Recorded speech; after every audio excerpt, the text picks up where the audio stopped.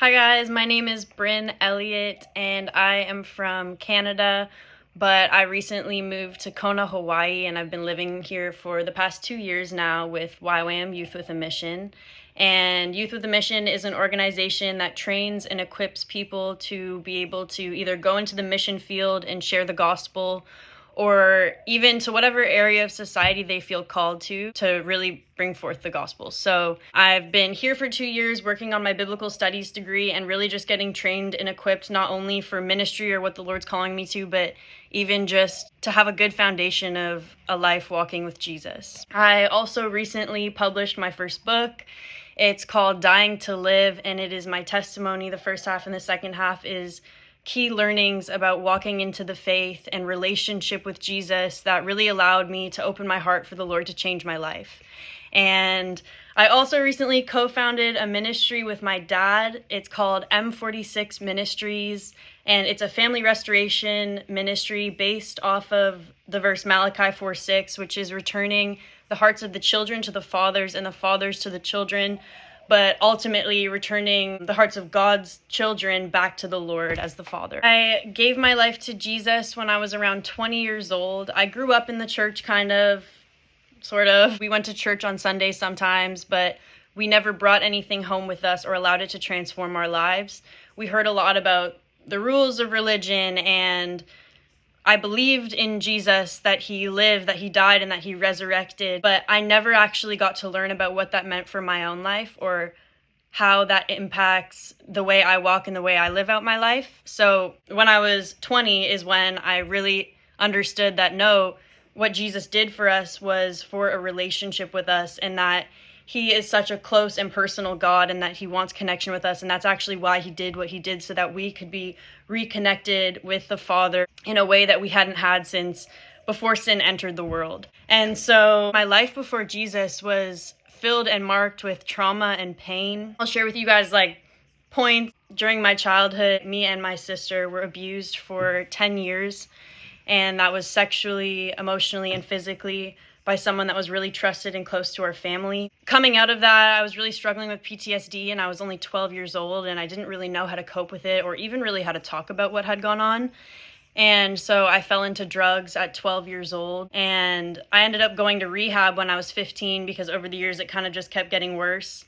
And, rehab was a time that I got to process more of my childhood trauma and what had happened to me, but it didn't give me any hope for the future or any hope for healing or restoration in my life, really. And coming out of rehab, I actually experienced more sexual trauma, and after that, I fell right back into drugs. And at 18, my big sister, who was my best friend at the time, was murdered, and I just spiraled, and the next year and a half of my life was probably the darkest time I've ever been in. I was depressed, I was suicidal, I would wake up every day screaming and crying, just realizing that I was still alive and that I had to live through another day.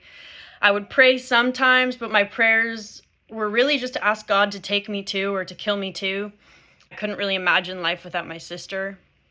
And I thought I was going crazy. I would pull out my hair, I would punch walls, I couldn't control my emotions at all. And I had no hope. I felt like I had tried everything that the world had to offer me. I have done so many different types of therapy for so many years. I went to rehab, I've done drug counseling, and nothing worked and nothing really stuck. And during that time, my dad actually started walking in his faith. And it was the first time I'd ever actually seen someone allow their life to be changed by the power of the gospel. And I could tell that even how he was handling the trauma of losing his oldest daughter, I could see how he was handling it so much differently than me. And with just the grace of the Lord on it, and he remained the rock of our family in the worst time that we've all been through. So I saw that there was something to it, not enough that I wanted to change my ways or, give my life to the Lord, but I was getting curious at that time. And one day my dad invited me to a deliverance session, and I had no idea what that was, and it sounded a little crazy, but I honestly was like, I'll try anything, and if this 2-hour session does something, then that's awesome. If it doesn't, I had no hope anyways, so didn't feel like there was much to lose at the time. And I went to this session, and the Lord really just pulled through. Like, he showed up in a way that I've never experienced before. The woman that was doing my deliverance session just broke out in prophecy. She told me so many things that had happened in my life that I never told anyone or even was able to verbalize. And I was so confused. And I was like, how did you know that? How did you know that? And she was like, the Lord told me, and he wants to heal you today. And after that session, it was really just a realization of God is not who I thought he was. I had this view of God as like a distant, far off God that is all powerful but not interested in us, because who am I really in the grand scheme of things? But after that session, I realized that God is close and personal, and he wants relationship with us, and he created us for a relationship with him. And it wasn't like an automatic switch or anything like that, but it gave me a hunger to know who this God is, who this close, personal, intimate God is. And so I gave the Lord a chance. I really committed to just getting to know Jesus and seeing what would happen. I started working with a Christian life coach, and within 3 months, my life was totally changed. And that's actually what led me here to Kona to work with youth with a mission. And yeah, life has never been the same since. And really, Jesus just showed me a life that I would have never even dreamed was possible. And so the anchor moment that I wanted to share with you guys today was when the Lord freed and healed me from drug addiction. So before making the choice to follow Jesus, drugs really felt like my only source of happiness and my only source of peace. And I understand now that it was a false sense of happiness and a false sense of peace, but I couldn't tell the difference at the time. And, it felt like it was working. And, after 9 years of addiction and going as far as heroin, I didn't see any hope for myself to change or to get out of that lifestyle, especially after 6 years of intervention and help, of counseling, rehab, all of that.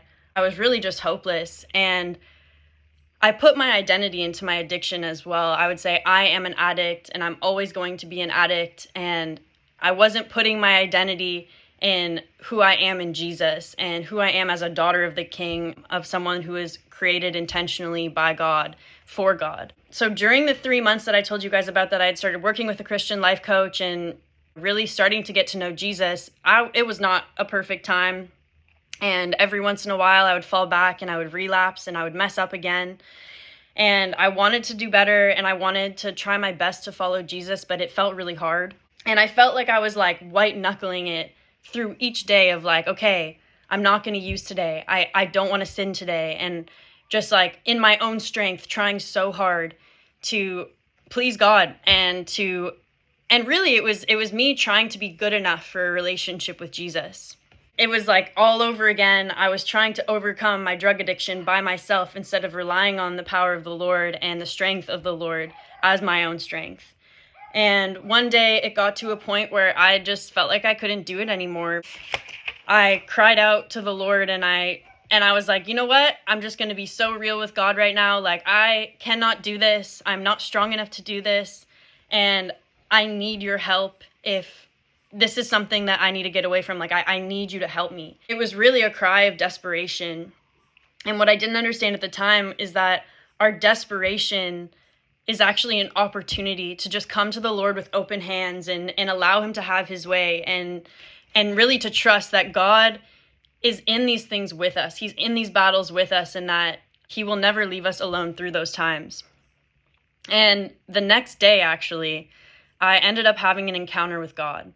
And I was in class, and we were learning about the Holy Spirit, and they stopped class partway through, and they were like, you know what? I feel like we just need to give the Holy Spirit time and space to just move however he wants. And so we stopped class, and they just said, you can pray for each other, you can pray by yourself, do whatever you want to do, whatever you feel led to do, and just see what the Holy Spirit does. And they told us to be expectant, that the Lord is going to come through. And I was not expectant.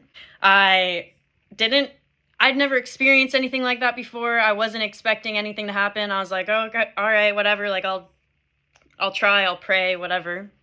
And so I stood up and I closed my eyes and I opened my hands and I just invited the Holy Spirit in, and I asked him to have his way in this time, and I gave him permission to do whatever he felt like he wanted to do or needed to do, and trusted that he knows what I needed.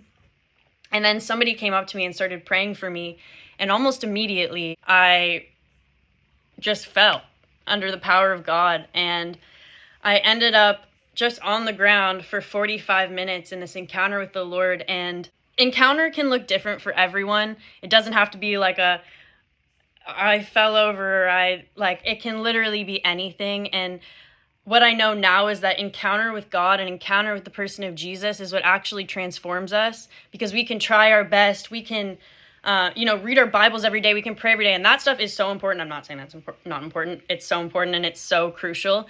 But if you don't have the connection and the relationship with Jesus, then you're still relying on your own strength or even your own knowledge to transform your life or yourself or different aspects of your walk with the Lord. And so the Lord actually led me through 3 different visions almost. And the first one was that it was the Lord showing me different things that I had done with my hands and things that I wasn't proud of. It was like cooking crack, hot wiring cars, doing lines, all of that kind of stuff. And what I would have expected was to feel bad or to feel ashamed, but I could feel the Lord's presence with me, and I knew that his heart was broken for me, and that I was weeping, and that he was there weeping with me. And it wasn't like a condemning, you're bad, but kind of like an opening my eyes to like the way I'm living is breaking the heart of God, and it's because of my brokenness and and these same things that are breaking my heart. And then the second vision it was kind of like all of these memories of mine kind of like went farther away, and I could see these thick, ugly chains that attached them to me. And they were big, scary, intimidating chains, and definitely could never break them myself. And in 1 second, the Lord took the little chains, just like I just saw, like hands, 2 little fingers, and snapped all these thick, ugly chains off me, and I watched them leave, essentially. And so clearly, I heard the Lord's voice say, how could you ever go back to that after experiencing me like this? And I couldn't. Not to say that it's not hard sometimes, or temptation is still real, but after that moment, after that encounter with the power of God, I have never gone back to drugs. And I just wanted to share this with you guys to encourage you that God is still in the business of breaking chains, and that there is so much freedom available to us if we ask. And obviously not everything is like this. I've had so many different things in my life that I've had to fight for freedom in, and the Lord will show me how to do that in different ways. And it's not always like an encounter with God and you're set free, but sometimes it is, and we can be hoping for that, and we can be praying for that.